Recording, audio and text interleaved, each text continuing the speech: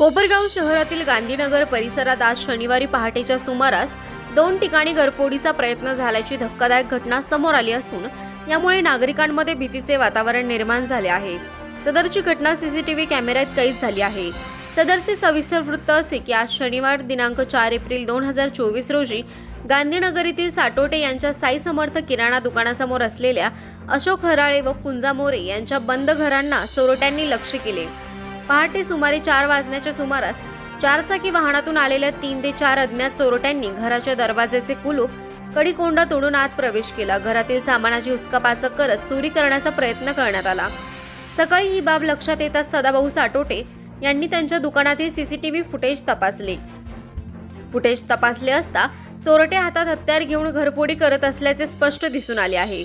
घटनेची माहिती मिळताच शहर पोलिसांना तात्काळ कळवण्यात आले।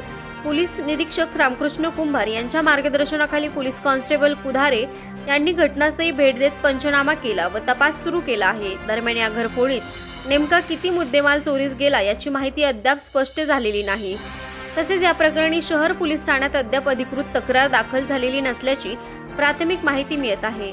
गांधीनगर परिसरात अल्पावधीत 2 ठिकाणी घरफोडीचा प्रयत्न झाल्याने नागरिकांमध्ये भीतीचे वातावरण निर्माण झाले असून पोलिसांनी या भागात गस्त वाढवावी अशी मागणी स्थानिक नागरिकांसह सदाभाऊ साटोटे यांनी केली आहे।